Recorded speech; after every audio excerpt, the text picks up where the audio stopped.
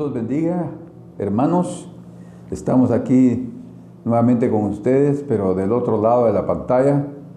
Nos alegramos mucho que podamos también llegar hasta aquel precioso lugar, precioso por la presencia del Señor que nos visita, porque ama ese rebaño pequeño, y yo también quiero mantenerme fiel hasta que el Señor determine otra cosa. Entonces, oremos y pidamos al Señor su orientación para que el día de hoy compartamos lo que está en su corazón. Padre amado, te pedimos en el nombre de nuestro Señor Jesucristo que hables a nuestros corazones, y nos inspires por tu Espíritu Santo para que lo que cada uno de nosotros está necesitado de oír, lo oiga.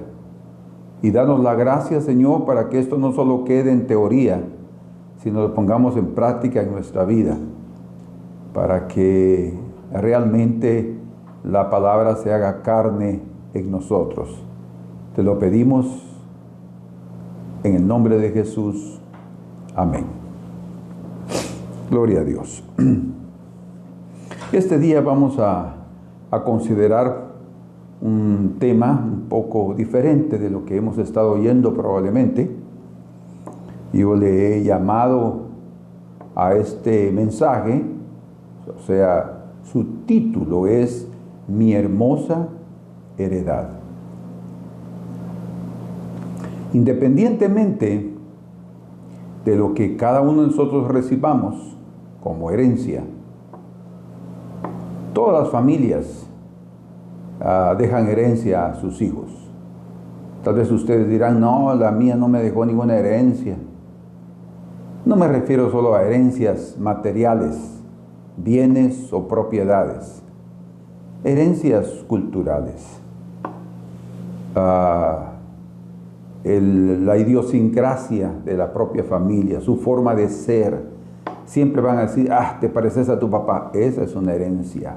No solo en el cuerpo, en lo físico, sino en la forma de ser, en la forma de hablar. Esa es una herencia. Sean buenas o malas, sean de acuerdo a lo que nosotros creemos como conveniente para nosotros o no, son herencias. Hay herencias educativas, entran dentro de los culturales, como Proverbios, donde constantemente el padre le dice, hijo mío, no te olvides de las enseñanzas de tu padre y de las instrucciones de tu madre. Esa es una herencia. Ustedes como hijos, o nosotros también como hijos que hemos sido, que somos, podemos recordarnos de las instrucciones, de la disciplina, de la amonestación, de los consejos de nuestros padres, y aún los consideramos porque después de que ya llegamos a viejos nos damos cuenta de que eran correctos. Entonces hay una herencia ahí, ¿verdad? Entonces hay diferentes tipos de herencia. Está la herencia espiritual también. Que ellos nos hayan dejado el camino de la fe a nosotros, como Timoteo con su madre y su abuela, Eunice y Loide, que Pablo dice, yo sé que esa fe primero estuvo en tu abuela, después en tu madre y ahora en ti. O sea, fue transmitida. Es una herencia espiritual. Entonces, todas las familias de la tierra tienen sus herencias, ¿sí? No pensemos solamente en lo material. Entonces, lo que queremos ver en este día es que tú tienes una herencia que Dios ha escogido para ti. Y que también lo que nosotros somos y tenemos también son fruto de nuestras propias elecciones, decisiones. Todo eso se conjuga o se concentra o se une, digámoslo así tal vez, más correcto, para formar nuestra herencia, para formar lo que somos y lo que tenemos. Pero independientemente de que nuestra herencia no sea igual a la de nuestro hermano, eso no quiere decir que no importa o que es menos importante. Puede ser que la herencia de mi hermano sea mayor y la mía menor, o mi hermano grande y la mía pequeña. Eso no importa. De hecho, el Señor dio las órdenes a Josué y a Eleazar, el sacerdote, y a los 12 príncipes, o sea, uno representando cada tribu, que fueron los que distribuyeron las suertes, o mejor dicho, las herencias por suerte a las tribus de Israel en todo el territorio conquistado. Les dijo claramente que ellos heredarían de acuerdo también a la cantidad de la población de cada tribu. A la que es mucha, le darás mucho, dice. Esa fue la orden del Señor. A la que es una tribu de menor número, su territorio será menor. Era obvio, ¿verdad?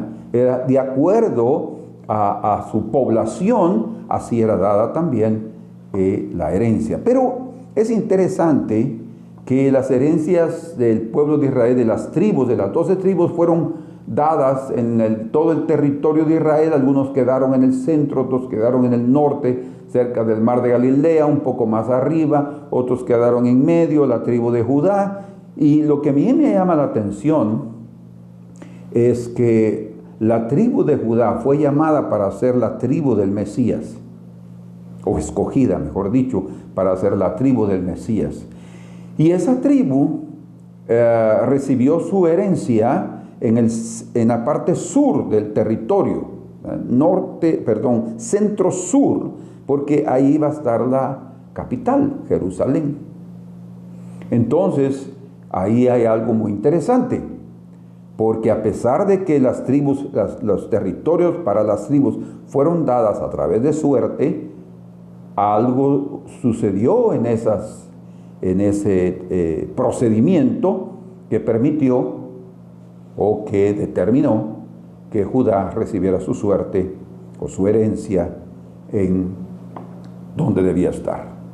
Entonces, dice la Escritura en Josué capítulo 14, verso número 2, por suerte se les dio su heredad. Josué 14, versículo 2. Por suerte se les dio su heredad, como Jehová había mandado a Moisés, que se diera a las 9 tribus y a la media tribu. ¿Por qué? Porque a las otras 2 tribus y media, ellos se les había dado después, del otro lado del Jordán. Ellos quisieron quedarse ahí. Ellos escogieron quedarse del otro lado. El Señor se los dio. Pero a los de este lado aquí, se les dio por suerte. En Josué capítulo 19, versículo 51, leemos algo también que confirma lo que estamos diciendo. 19, estas son las heredades que el sacerdote Eleazar y Josué, hijo de Nun, se coloca Eleazar ahí de primero. Josué era el principal, pero aquí está Eleazar porque era el momento divino que de la intervención en relación a la repartición de las tierras. A pesar de que habían testigos, o sea, estaba Eleazar, Josué y los 12 príncipes de las tribus.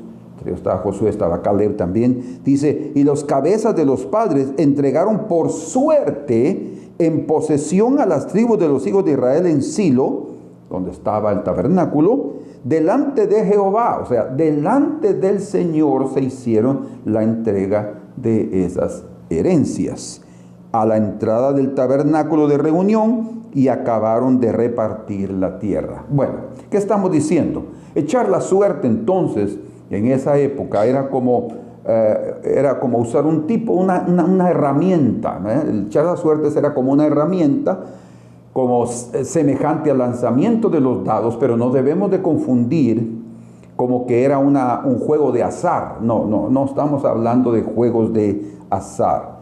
Porque si ustedes se recuerdan, cuando los discípulos están reunidos en el aposento alto, antes de Pentecostés, sucedió que Pedro se levantó y dijo que era necesario buscar a otro apóstol que sustituyera a Judas. ¿Se recuerdan? Bueno, pues ahí dice Verso 21, es necesario pues que de estos hombres que han estado juntos con nosotros todo el tiempo que el Señor Jesús entraba y salía entre nosotros, comenzando desde el bautismo de Juan, o sea, había un requisitos indispensables para escoger, o para que los que iban a entrar en la suerte de escoger a uno, tuviera estos requisitos. Ambos los tenían. Y dice, y señalaron a dos. No fue un montón, ¿verdad? Solo señalaron a dos. A José, llamado Barsabás, que tenía por su nombre Justo, y a Matías. Y orando dijeron, oigan pues, orando dijeron, tú, Señor, que conoces los corazones de todos. O sea, la suerte tiene que ver con la decisión, la característica, las condiciones del corazón de cada persona y la voluntad de Dios, la decisión de Dios. O sea, una herencia se determina lo que Dios escoge, pero también según nuestras decisiones y nuestra forma de ser. Vean a ustedes qué importante es esto. Tú, Señor, que conoces los corazones de todos, muestra cuál de estos dos has escogido. Fíjense. O sea, para los apóstoles, para Pedro y el resto, era muy importante que Dios escogiera. Ellos pusieron a dos, pero estaban dejando toda la decisión final en el Señor. Y dice, para que tome la parte de este ministerio y apostolado de que cayó Judas por transgresión para irse a su propio lugar. Y les echaron suertes. ¿Cómo fue eso? No sabemos exactamente, pero podría haber sido dos papelitos, ¿verdad? Podría haber sido dos colores, uno de José, por sobrenombre llamado Barsabás, y el otro para Matías, y vamos a decir que sea el azul, ¿verdad? O el número 2, que sea, o el número 1, que Dios escoja, ¿verdad? Colocamos ahí y no significa, por otro lado, que nosotros vamos a vivir echando suertes para cualquier cosa. No es la idea tampoco, porque ellos no vivían así, echando suertes para cualquier decisión en la vida. No, nosotros tenemos que aprender a colocar nuestras decisiones en las manos del Señor. Es lo que vamos a ver en unos segundos. Entonces, y les echaron suertes, dice, y la suerte cayó sobre Matías, y fue contado con los 11 apóstoles. Entonces, fue Dios el que escogió a Matías para que fuera parte de los 12 apóstoles. Cuando dice 11 ahí, lo que está diciendo es que los 11 más él, eran 12, ¿verdad? Algunos piensan que era entre los 11, pero solo habían 11. Y él fue escogido para ser el sustituto, o sea, el número 12. Bueno, entonces, echar la suerte en ese contexto del Antiguo Testamento era comprometer la decisión humana delante del Señor. O sea, hay una decisión que necesitamos hacer. Ahí estaban todos, Eleazar, el sacerdote, Josué y los 12 príncipes. Ahora vamos a decidir cómo vamos a colocar las tribus en todo el territorio. Se colocaron probablemente los 12 nombres o las 9.5 tribus que quedaron del otro lado, de este lado del Jordán. Y entonces comenzaron, primera suerte, segunda suerte, tercera suerte, así por delante, cada uno fue lanzado, dice, y este quedó en el territorio de tal, y este quedó en el territorio de tal. Y bueno, el hecho es que nosotros tenemos que aprender a entregar nuestras decisiones delante del Señor, porque solo es así la forma que Él puede ayudarnos a través de su dirección. Él quiere guiarnos. Y como dice aquí la Escritura, en Proverbios capítulo número 3, verso 5 al 6, fíate de Jehová de todo tu corazón y no te apoyes en tu propia prudencia. Reconócelo en todos tus caminos y Él enderezará tus veredas. O sea, cuando echar suertes, es más que todo colocar delante del Señor. Señor, tomo esta decisión, pero tengo estas opciones, pero la decisión final es tuya, Señor. Por favor, escoge tú, y Él en su momento nos guía y nosotros vamos a ver exactamente cómo Dios es palpable en nuestras decisiones. Es exactamente lo que también en Proverbios capítulo 18, verso 18 dice: la suerte pone fin a los pleitos y decide entre los poderosos. Bueno, no sabemos qué hacer. Bueno, a ver, ¿qué vamos a decidir aquí? Bueno, pues entonces al que le salga ahí, cara o cruz, digámoslo así, ¿verdad? Cara, va, ya ganaste. Pero se acepta. Cuando yo acepto lo que Dios determina, entonces prácticamente yo voy a ser guiado. Por eso es que también leemos aquí en Proverbios capítulo número 16 y verso 13: la suerte se echa en el regazo, mas de Jehová es la decisión de ella. Yo leí que Albert Einstein, uno de los grandes científicos físicos de la historia, de la ciencia, él tenía un amigo llamado Max Born. Los dos eran judíos, eran contemporáneos y se escribían cartas. Y en esas muchas cartas que ellos escribían, ellos hablaban de la física cuántica y de todo lo que era nuclear y los átomos, y hablaban como científicos, ¿verdad? Un alto nivel que compartían en estas cartas. Y en esas cartas está la famosa frase de Albert Einstein que dice que él cree que Dios no juega dados. Interesante. Dios no juega dados. Y Max Born, su compañero, le respondía diciendo que él creía que Dios sí juega dados. ¿Cómo así? Bueno, él toma las decisiones a través de un azar. No, yo creo que la idea que Albert estaba compartiendo con su amigo era que no es una cuestión de una suerte, no es la decisión de Dios, es la voluntad de Dios. El otro decía, no, por la suerte. Pues, entonces, o la suerte es al final de cuenta algo independiente a Dios, o superior, no puede ser, ¿verdad? Entonces, no es una cuestión de que Dios juegue a dados. Yo creo que la idea transmitida es más que todo lo que está aquí. La suerte se echa en el regazo, mas de Jehová es la decisión de ella. Lo mismo se transmite en el capítulo 16, verso 1. Dice, del hombre son las disposiciones del corazón, mas de Jehová es la respuesta de la lengua. No importa.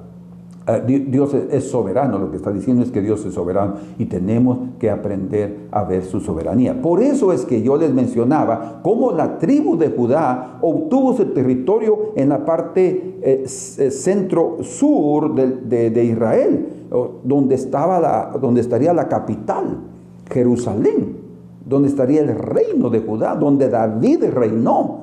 Todo eso fue hecho desde los días de Josué, pero hasta los días de David se levantó a aquel que sería el rey.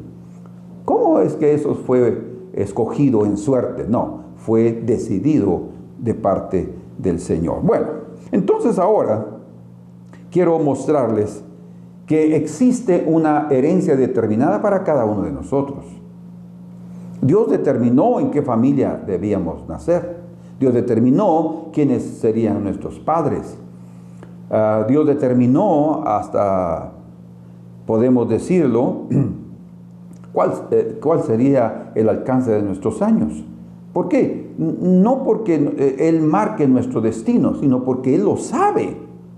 No se le puede ocultar nada. Más parte, como mencionábamos, de nuestro destino, no únicamente es la decisión de Dios, sino también nuestras propias decisiones y elecciones. Por eso es tan importante tener un buen corazón para hacer las decisiones correctas y, en segundo lugar, ponerlas delante del Señor para que Él escoja por nosotros, porque Él siempre escoge lo mejor y siempre escoge lo bueno para cada uno.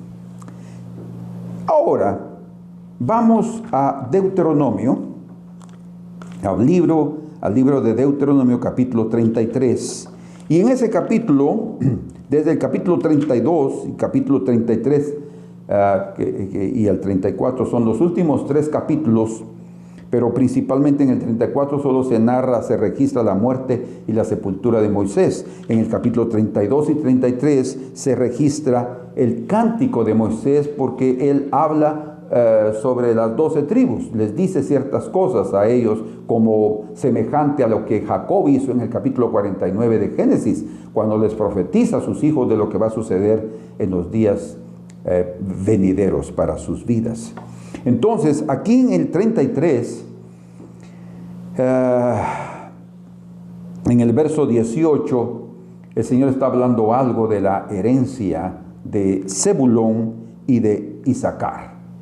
Veámoslo juntos y pongámonos en la condición de ellos y entendamos lo que aquí dice. A Zabulón dijo, lo primero, alégrate, Zabulón, cuando salieres, y tú, Isaacar, en tus tiendas.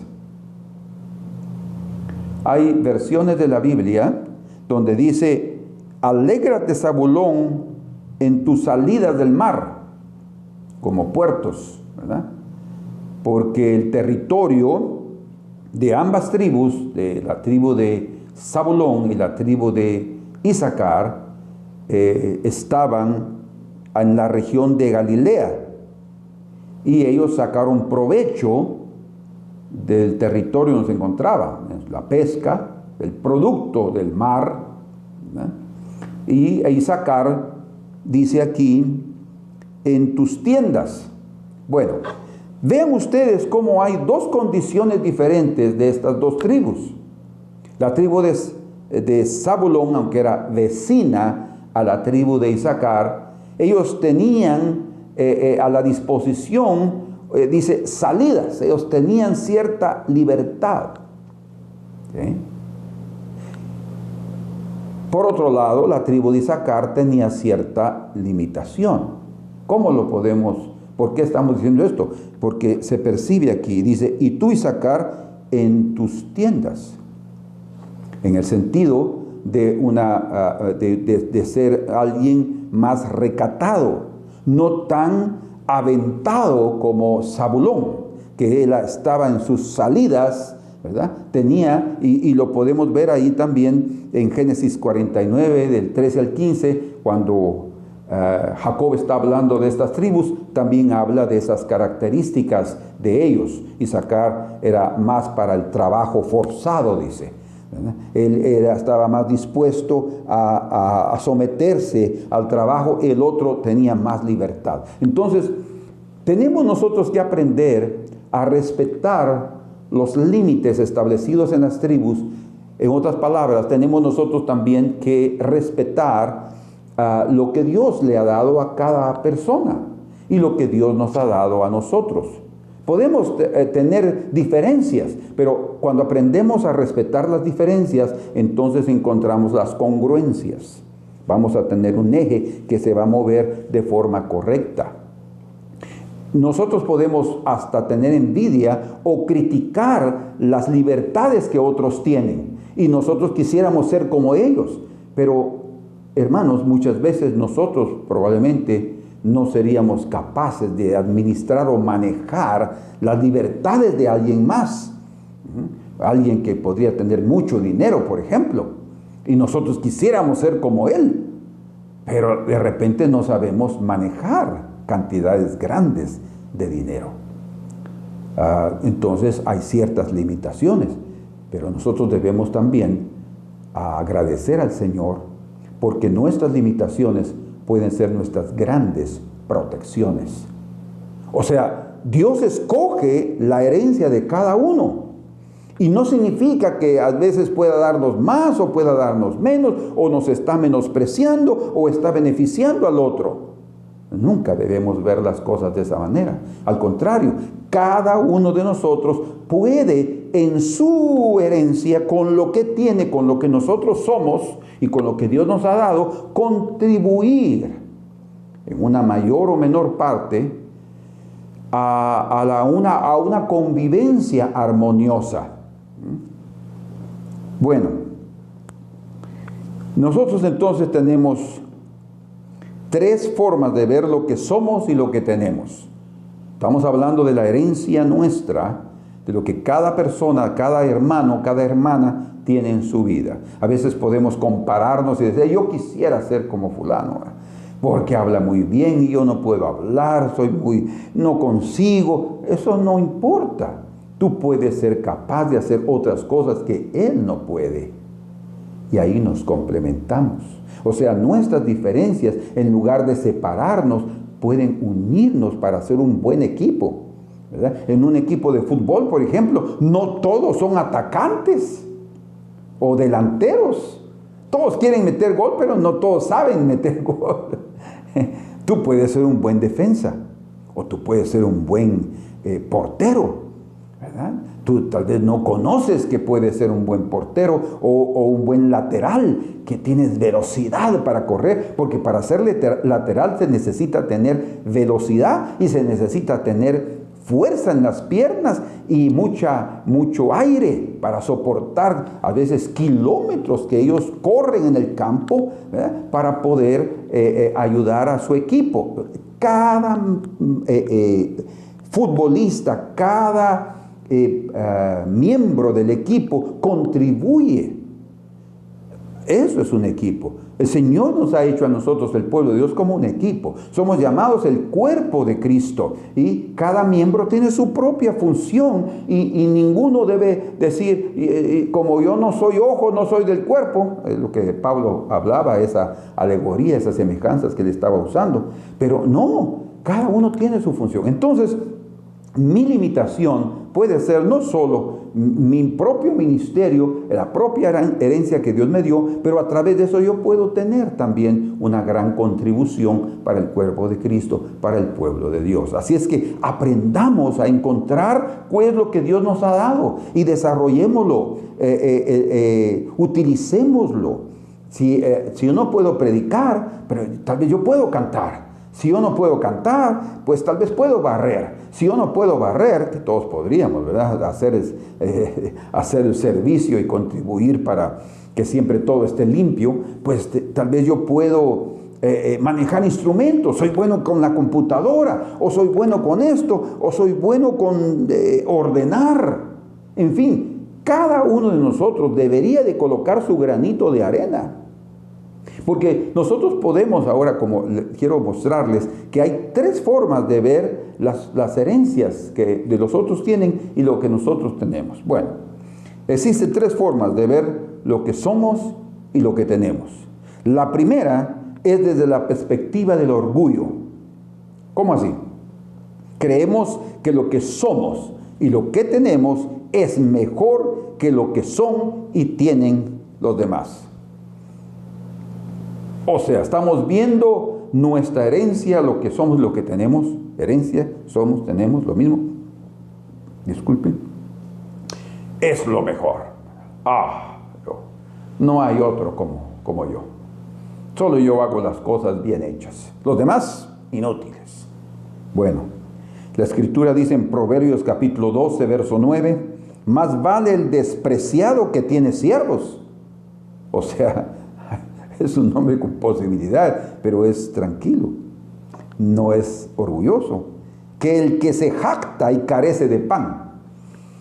Está jactándose, está con orgullo, pero no tiene producción, ¿verdad? No está dando lo que debiera. Entonces el orgullo, la perspectiva de ver las cosas o de compararnos con orgullo con los demás, es una forma incorrecta de convivir. De esa forma nosotros no vamos a contribuir en nada en la función del cuerpo, en el trabajo de la iglesia, en el trabajo del pueblo de Dios.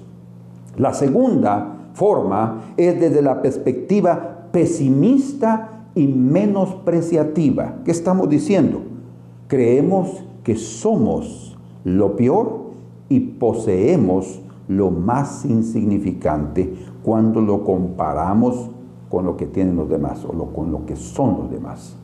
Hay esa perspectiva. La gente se menosprecia a sí mismo. Dice, no, es que yo no puedo, es que yo no tengo esa habilidad, es que yo no tengo don, es que yo no sé cantar. Pero de repente puedes aprender a un instrumento, puedes aprender a tocar la guitarra, o a tocar el piano, o a tocar la trompeta, la flauta o el violín.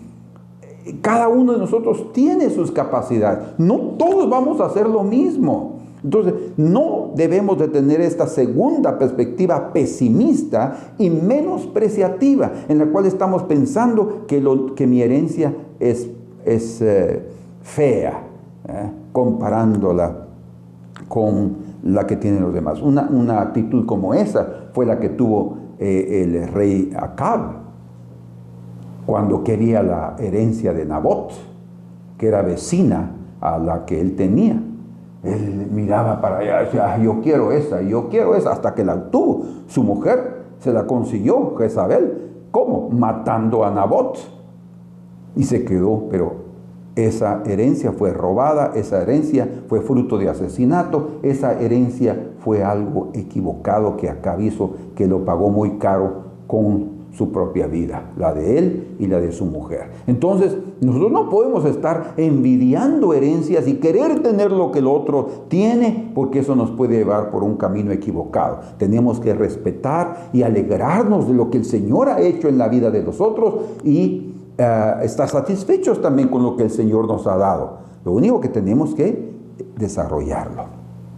Muy bien, dice en Mateo capítulo 25, verso 24, pero llegando también el que había recibido un talento, dijo, Señor, te conocía que eres hombre duro, que ciegas donde no sembraste y recoges donde no esparciste. Señor dio 5 talentos, 3 talentos y 1 talento. Obviamente conforme a la capacidad de cada uno, era obvio. Según la parábola, el que le dieron 5, produjo 5, el que le dieron 3, produjo un poco más, y el que le dieron 1, él menospreció lo que había recibido. Podría haberse reproducido 1 más, por lo menos, y tendría el buen siervo y fiel.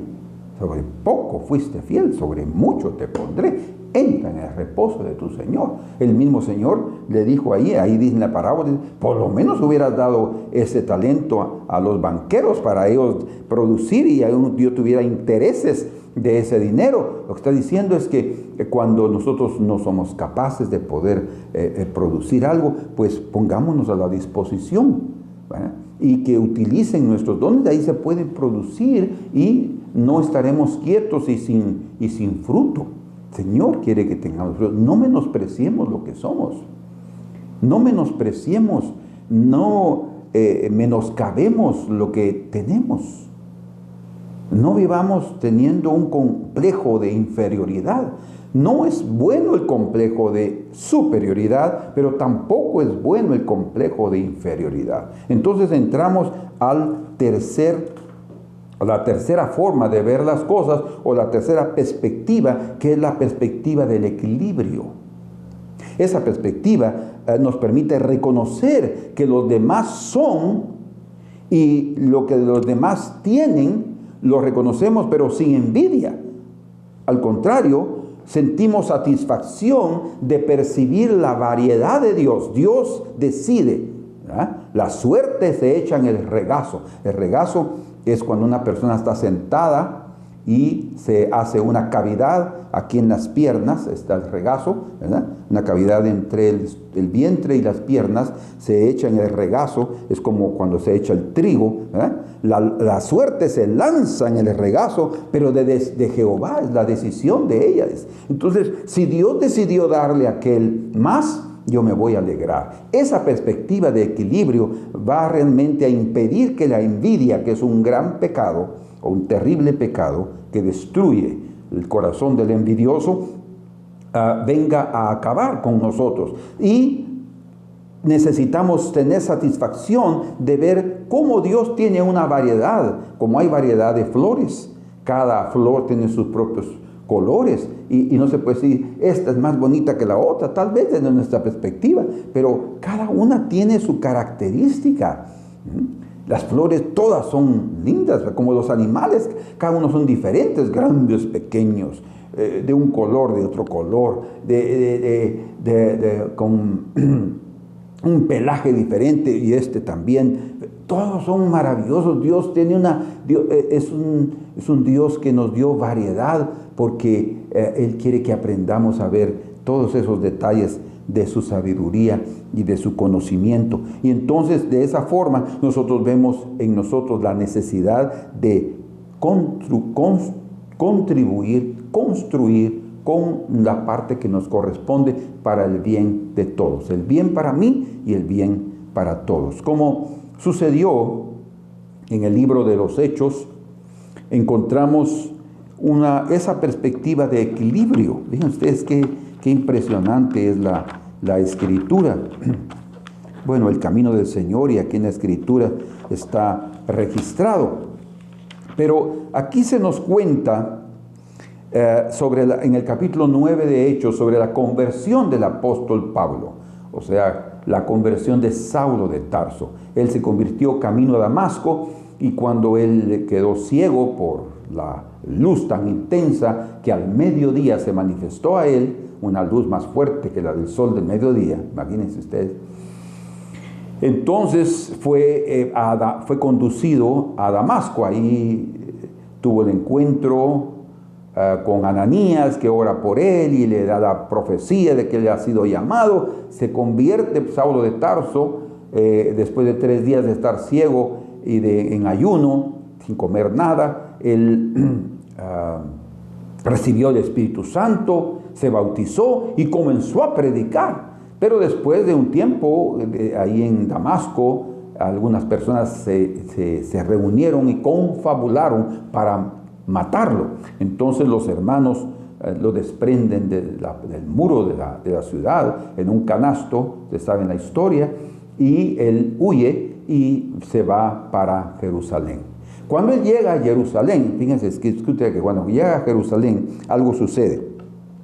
Dice, cuando llegó a Jerusalén, ahí eran judíos los que querían matarlo, compañeros, paisanos.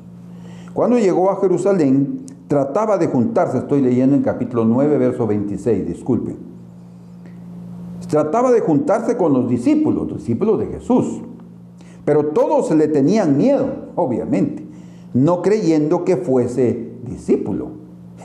Imagínense, veamos esto. Saulo de Tarso era un perseguidor de la iglesia. Él odiaba, dice la Escritura ahí en el capítulo 9, en los primeros versículos, que él tenía una furia impresionante, respirando amenazas y muerte. Amenazas y respirando. Lo que están de entender es que estaba en su ser como fariseo, llevando cartas de los principales sacerdotes para prender y meter presos a los seguidores del Señor. Era un enemigo de la iglesia. O sea, nosotros podemos ver a Pablo como a Saulo de Tarso como un hombre que pues nunca podría tener esperanzas de conversión. Pero Dios nunca nos ve así. Es lo que necesitamos ver. No importa la condición de cada uno de nosotros, para Dios hay esperanza. Dios nos ve con esperanza, a pesar de nuestra condición, a pesar de lo que somos y de lo que estamos haciendo hoy. Podemos ser blasfemos, podemos ser malcriados, podemos ser personas de un carácter terrible. Dios puede tener planes maravillosos para convertirnos y hacer de nosotros siervos preciosos, instrumentos poderosos en sus manos. Entonces, él no podía juntarse a los discípulos porque no estaban creyendo en él. Aquí aparece un hombre que tiene la perspectiva del equilibrio, que él puede ver la variedad de Dios y que él no va a tener envidia de cómo el Señor está levantando a un hombre o cómo la herencia de este es mayor que la de él. No tiene envidia. Al contrario, se satisface de ver eso y él contribuye con lo que él sabe, con lo que él tiene. Vean ustedes aquí. Entonces Bernabé, qué tremendo, ¿verdad? Que también su nombre era José. Bernabé, hijo de consolación, alguien que se parecía al Espíritu Santo, el Consolador. Entonces Bernabé, tomándole a Saulo, como nadie quería juntarse con él, lo trajo a los apóstoles. Fue él el que llevó a Saulo a los apóstoles. Y les contó, fíjense, él les estaba contando cómo Saulo había visto en el camino al Señor, el cual le había hablado, y cómo en Damasco había hablado valerosamente en el nombre de Jesús. Impresionante. Cómo este hombre José, Bernabé, estaba arriesgando su ministerio, su vida, su reputación. No le importaba, él estaba tratando, todos lo conocían, sabían que era un buen hombre. Y aquí hay algo precioso, ustedes van a ver esto. Y dice, y estaba con ellos en Jerusalén y entraba y salía. Quiere decir que lo aceptaron debido a que Bernabé, por su forma de ver las cosas, porque él podía ver el trabajo de Dios en la vida de alguien como Saulo de Tarso, un perseguidor y que odiaba a la iglesia, que odiaba el camino de Dios, pero se transformó en un hombre que amaba el camino de Dios y que predicaba con valor, diciendo que Jesús era el Cristo, quiere decir el Mesías. Bueno, él lo introdujo, lo presentó a los apóstoles y todos después lo aceptaron. Ellos ni siquiera se imaginaban el plan que Dios tenía para convertir a Saulo de Tarso, Pablo, en el apóstol de los gentiles. Ellos estarían con los de la circuncisión y él estaría con los de la incircuncisión. Bueno, dice la Escritura más adelante, siempre en el capítulo 11, en el verso número, en el capítulo 11, sí, en el verso número 19. Ahora bien, los que habían sido esparcidos a causa de la persecución que hubo con motivo de Esteban, o sea, cuando mataron a Esteban, hubo una gran persecución, también querían matar a otros, entonces hubo una dispersión, se fueron para todas partes los discípulos para salvar sus vidas. Y no podíamos tratar o calificar esto como cobardía de ninguna manera. Primero, sabiduría de parte de Dios, y segundo, Dios usó este medio de la persecución para llevarlos a otras partes.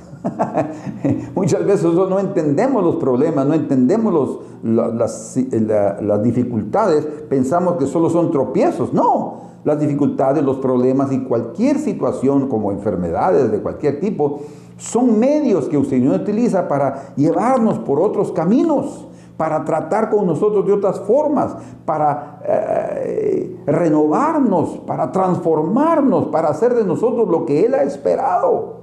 Dios es un Dios de esperanza, ¿verdad? Bien dice la Escritura, Cristo en vosotros, Colosenses 1:26, la esperanza de gloria, porque la esperanza es la virtud de la transformación. Yo tengo esperanzas ¿verdad? Porque existe el anhelo de días mejores. Bueno, entonces, después de que hubo esa persecución, en los días de Esteban, pasaron hasta Fenicia. Imagínense hasta dónde se fueron. En el territorio de los filisteos, de los fenicios, perdón. Chipre, la isla que era de Chipre, era Bernabé. Él era chipriota, era un levita, él era de la tribu de Leví. Él vendió su heredad para darla y colocó el dinero a los pies de los discípulos. Y Antioquía, hasta en Siria, no hablando a nadie la palabra, sino solo a los judíos. Otra vez, todavía no existía aquella abertura para los gentiles, porque no habían entendido completamente que el Señor había abierto la puerta para los gentiles.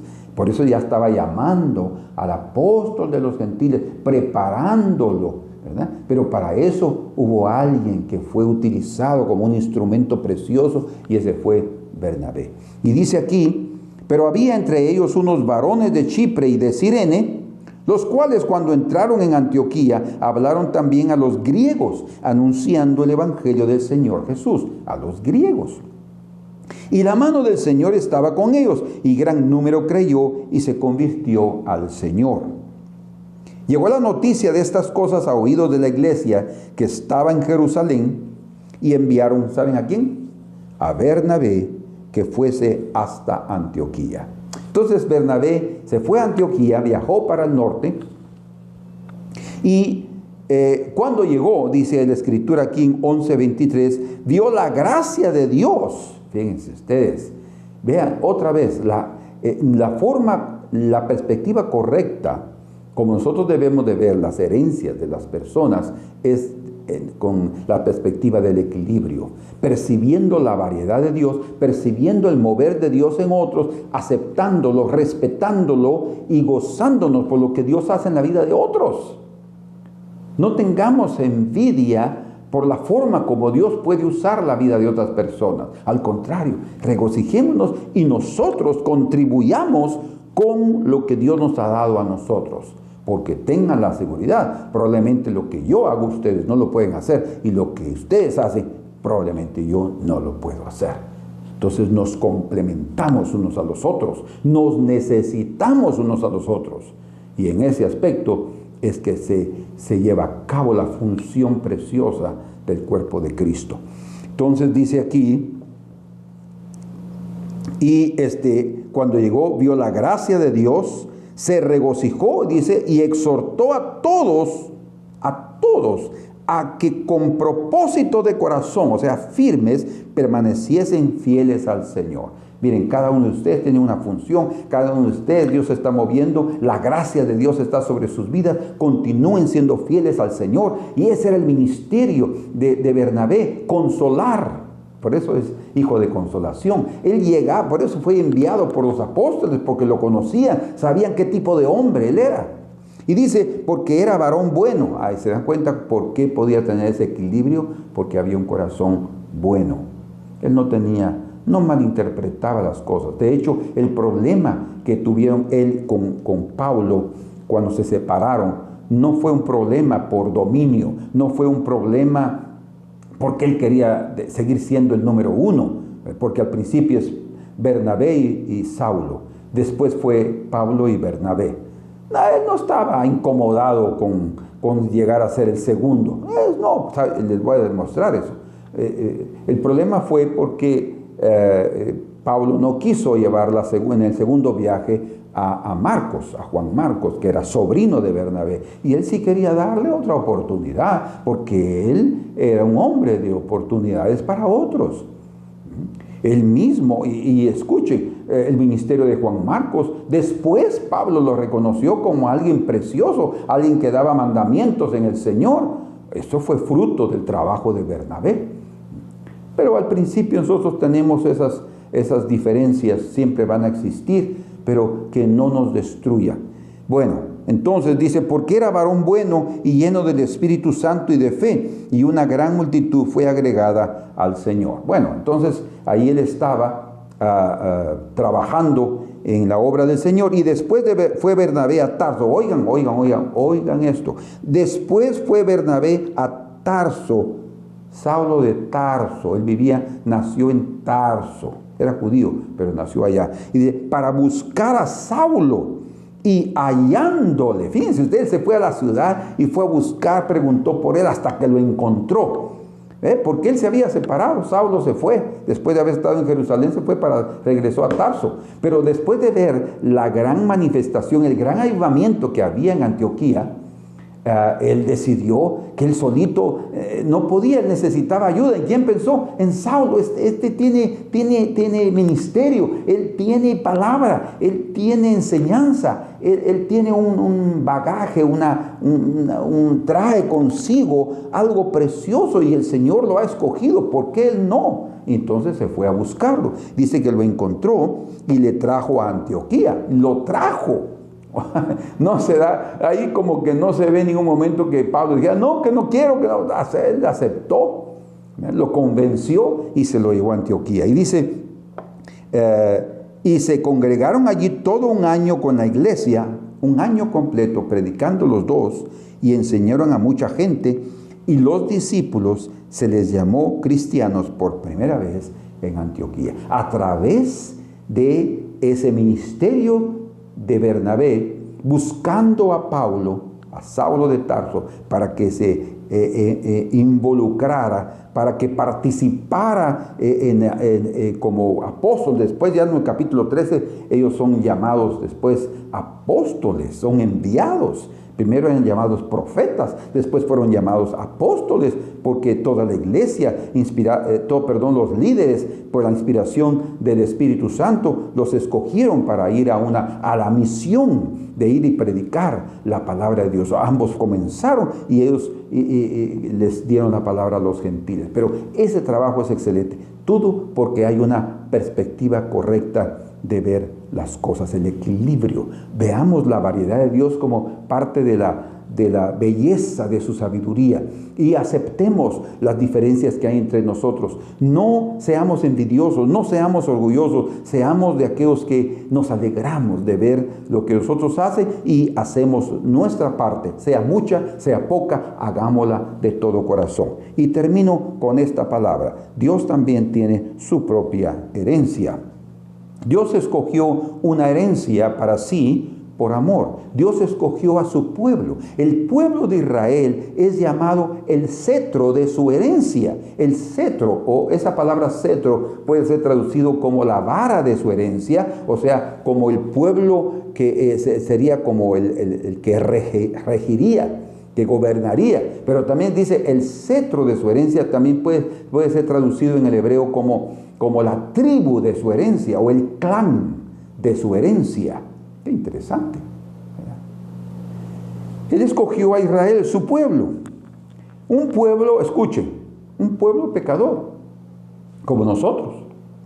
Un pueblo rebelde y contumaz, que por muchos años vivieron en situaciones bien difíciles. Al principio fue maravilloso, en los días de David, en los días de Salomón, más o menos. De ahí comenzó una decadencia terrible hasta que llegaron a los días del profeta Jeremías, cuando él estaba profetizando que serían llevados cautivos a Babilonia. Serían llevados cautivos por su idolatría, por su pecado, por su desobediencia, por su rebeldía. Fueron llevados cautivos a Babilonia. Pero es en esos días que el Señor revela esta palabra en Isaías capítulo 51, si ustedes me acompañan.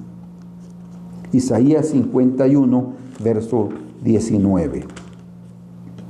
Dice: no es como ellos la porción de Jacob. Él está hablando de aquellos que son idólatras, donde dice aquí, verso 17, todo hombre se ha infatuado y no tiene ciencia, se avergüenza todo artífice de su escultura. Está hablando de idolatría.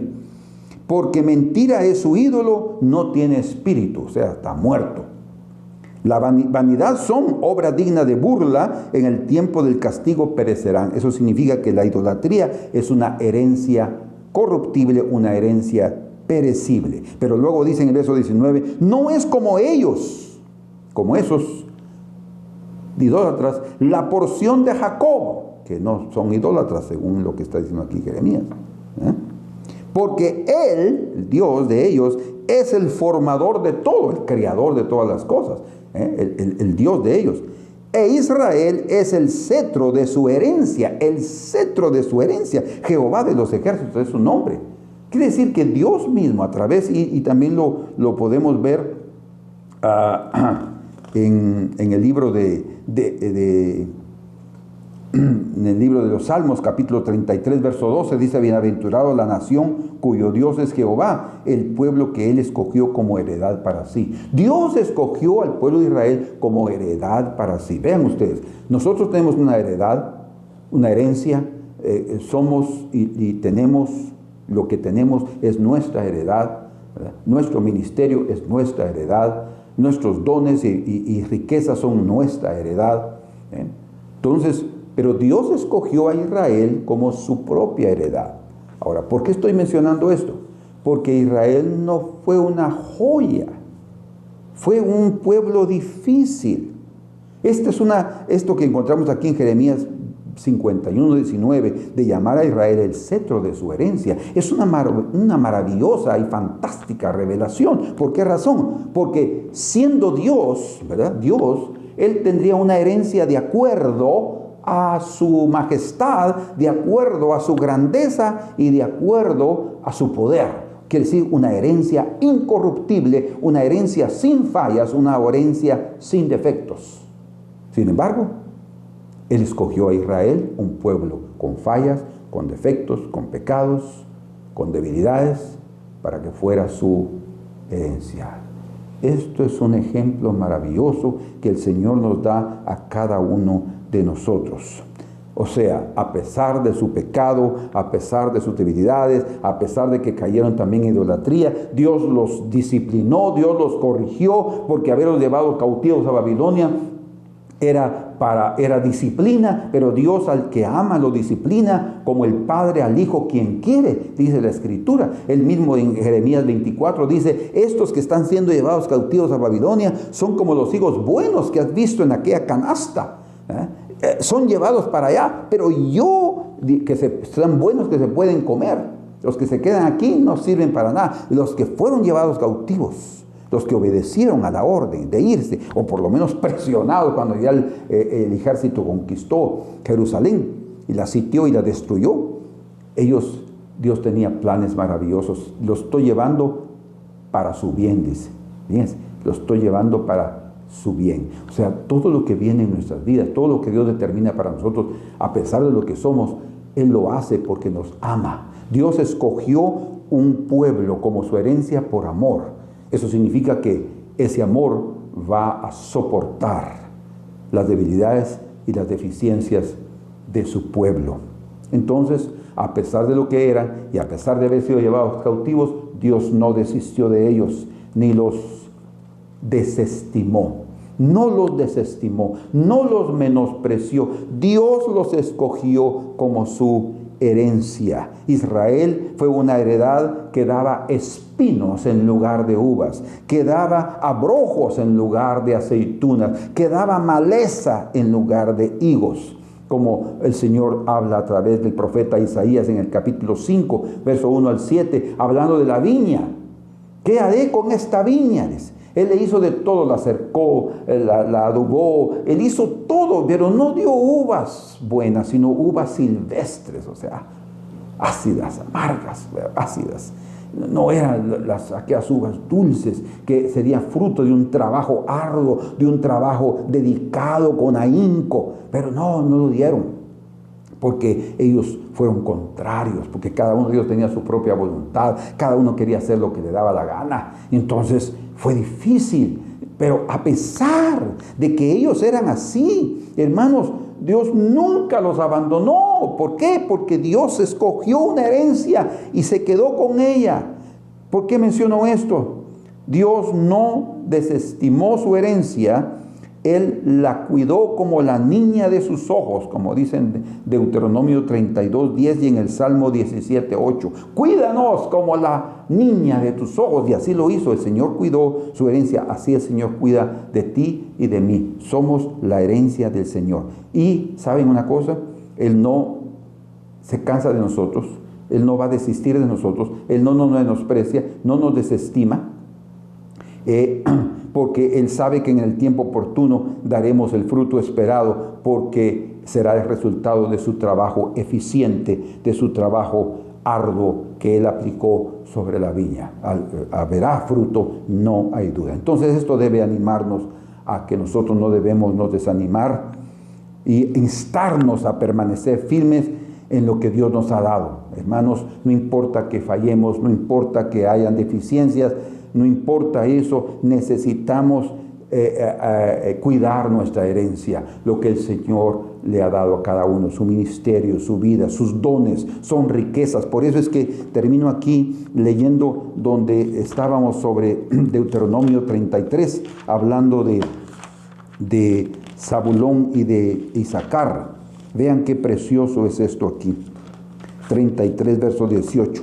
A Zabulón dijo: alégrate por lo que yo te he dado, alégrate por tu herencia cuando salieres, o sea, en tu salida del mar, alégrate por el trabajo, alégrate por esa libertad que yo te he dado, alégrate. Pero luego también dice: y tú, Isaacar, aunque no lo menciona, está obvio que también Isaacar debía alegrarse. ¿Dónde? En sus tiendas, condiciones diferentes, uno con toda libertad, otros un poco más recatados, tenía que estar más en sus tiendas, o hacer tipo de otro tipo de trabajo, otras condiciones totalmente diferentes a Zabulón. Pero dice en el verso 19, y amarán a los pueblos a su monte. Fíjense qué precioso. Llamarán a los pueblos, ellos dos, esas dos tribus, llamarán a los pueblos a su monte, a un lugar específico, y allí sacrificarán en sacrificios de justicia. Probablemente se refiera al monte del Señor, donde se presentarán, dice, sacrificios agradables delante del Señor, por lo cual chuparán la abundancia de los mares. O sea, se está hablando ahí del provecho que Zabulón, principalmente Zabulón, sacó del mar de Galilea, el provecho, el fruto de los pescados, el fruto marítimo, en abundancia, dando todo. Él estaba aprovechando su heredad. Él sacó de su trabajo todo lo que estaba ahí a la disposición de él. Él no dijo, ay no, esta tierra no la quiero, esta tierra no es buena, esta tierra aquí. Vean lo que dice aquí después, dice, por lo cual chuparán la abundancia de los mares y los tesoros escondidos de la arena. Los tesoros escondidos de la arena. Quiere decir que hasta en un lugar tan desértico como un lugar lleno de arena, el Señor tiene tesoros escondidos. Solo para terminar, ustedes saben que los pueblos más ricos del mundo son los árabes. O sea, en el desierto de Sahara, a todos esas naciones, Arabia Saudita, Kuwait, ¿qué más? Irak, Irán, todos esos que estaban hasta el día de hoy ellos ahí, ¿verdad? Son riquísimos.